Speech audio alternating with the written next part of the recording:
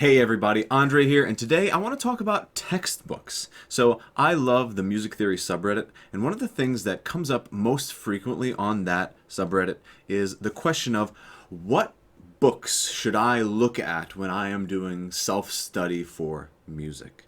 My first reaction to that is get a teacher. But if you can't get a teacher and you are committed to the self-study and you have the discipline to work on things on your own, I'm going to give you my top 5 picks that have helped me to become the musician that I am today. So I hope that these picks work for you. Of course, there are a gazillion other resources out there, but I thought I would share my choices for you, and I'll frame them in different ways. So here we go. My top 5 picks for music theory textbooks that I think might be useful to most people. So before we go into these book choices, I just want to say that I'm not going to show you the insides of these books because I don't want to deal with any copyright issues. So if you want a preview of the actual substance, go to the publisher website, go to Amazon, go to wherever you buy your textbooks normally, and you can find more details there. But I'm just going to be showing you the titles of the books and the authors. So my first choice is aimed at a true beginner, someone who wants to get started into music theory but does not have any background. And this is such a difficult thing because so many textbooks assume certain things about people that are looking at them. They assume they know how to read music. They assume that they have been playing an instrument. There's a lot of that kind of thing. So where I teach, we were using the Casca book, which is fine, but there's literally just like 20 or 30 pages devoted to a true beginner level of theory, and everything else assumes that you know how to read music and all that other stuff.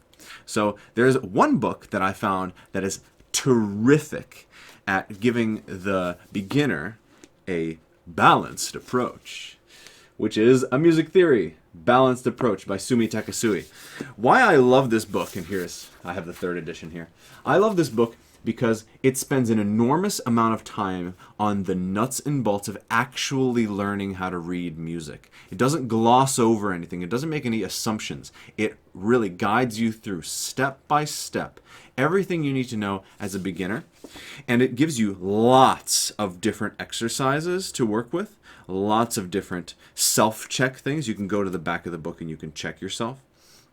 And you can also find, there's an enormous amount of examples here from not just classical music. That's another thing that a lot of music theory textbooks get wrong. They assume that the examples that they're choosing are all going to be from the common practice period. And that's just not as relevant these days as it was 30 years ago, 40 years ago. So in this book, there's a lot of pop examples, there's classical examples, of course, there's jazz examples, there's some hip-hop examples, especially when there's the rhythm section of this book. So yes, Music Fundamentals, A Balanced Approach by Sumy Takesue.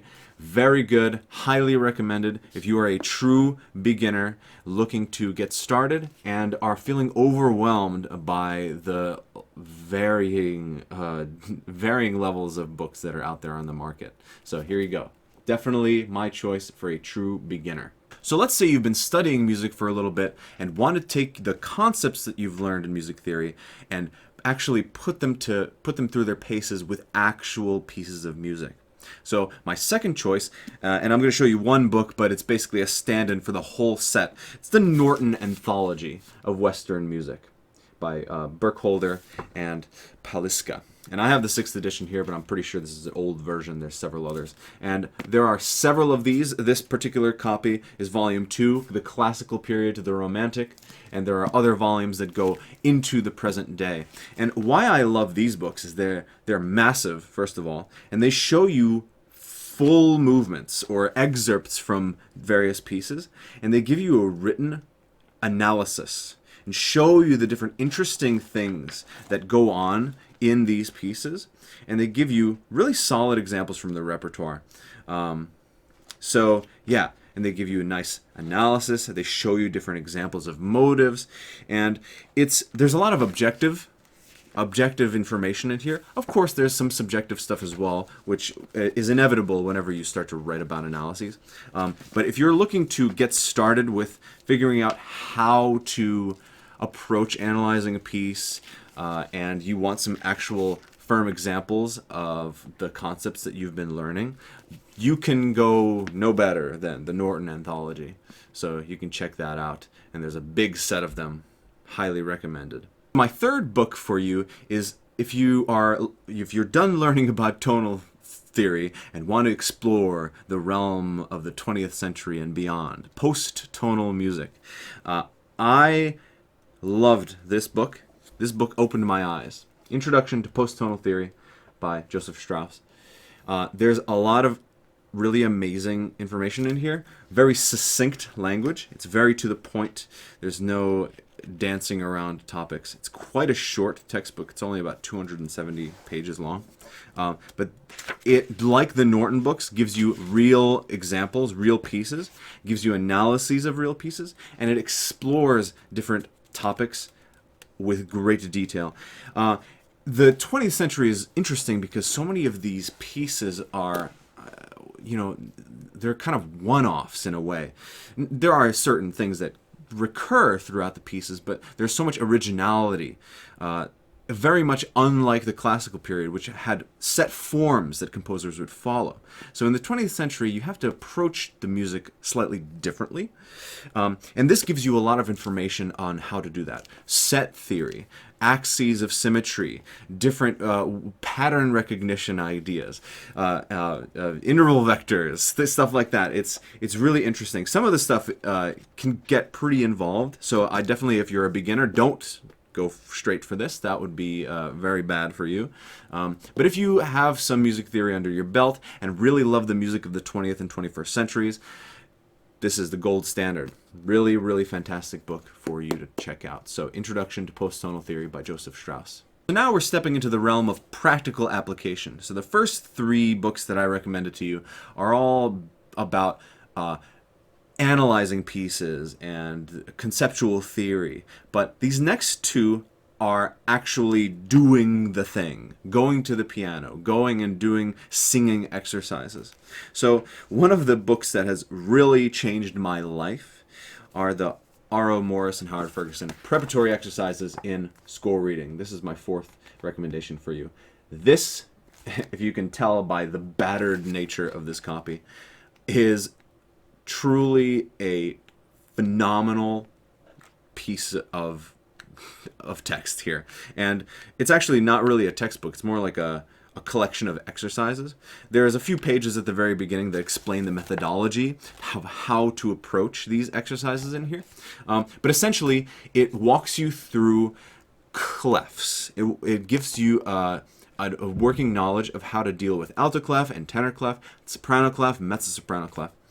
Which are the fundamental stepping stones towards being able to look at a large orchestral score and comfortably be able to transpose any instrument that you see. That's the great benefit of learning the clef. Some people say, well, I'm not a viola player. Why do I need to know alto clef? Well, you can use alto clef to transpose other instruments. It's really a useful thing. D instruments, for example, you stick an alto clef in front of them and you can just read it as is. Same B flat instruments, you can stick a tenor clef, you can read it as is. And an A instrument, you can stick a soprano clef and read it as is. F instruments, mezzo soprano clef, the list goes on and on. So these exercises get you ready for that.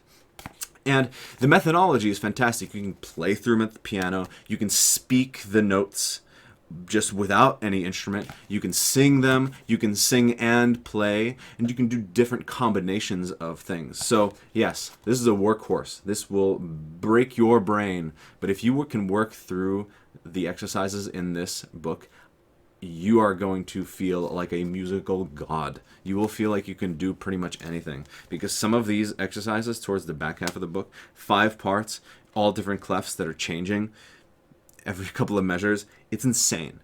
Very difficult, very useful. You should try this book out. Preparatory Exercises in Score Reading. And my last recommendation, I don't actually have a physical copy of. I have an electronic version of this, but it is the Modus Novus. And through the power of editing, I'll have it show up here. The Modus Novus by Lars Edlund.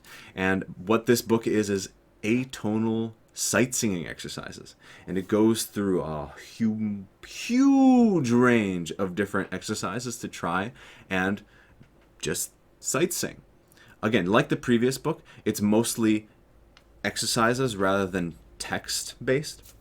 So you actually have lots of different things to work on.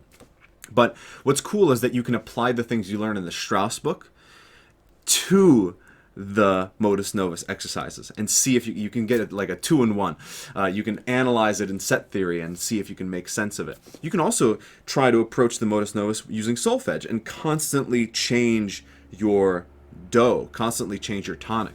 So very cool book. Another one. It'll break your brain. Just like the preparatory exercises will break your brain, this book will definitely break your brain. But you will feel like a musical superhero if you can work through this and work through it correctly. Alright, so those were my 5 picks for music theory textbooks that really shaped my life. One of those, the first one, the Music Fundamentals book, is more from my teacher role. I really enjoy teaching through that book, especially to absolute beginners. The other 2 are more for intermediate level people who have some knowledge already and want to take their music theory to the next level. And then the last 2 are practical exercise books that will put you through your paces and make you a better musician through pretty intense and rigorous musicianship exercises. So let me know if you've used any of these 5 books in the comments below. I'd love to know what your reaction is. And if you happen to go pick up one of these books after watching this video, let me know how it goes. See if you like it too. I would just love to hear from you. And if you have any recommendations of your own, what books have worked for you in the past, also drop it in the comments. I would love to have some more reading to do and have some more knowledge, because really that's the coolest thing about this field.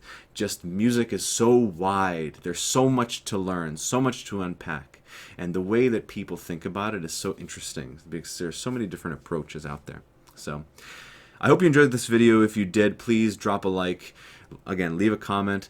Consider subscribing to the channel for more. I really appreciate every single one of you for watching these videos. And yeah, I'll catch you in the next one. Thanks. Bye.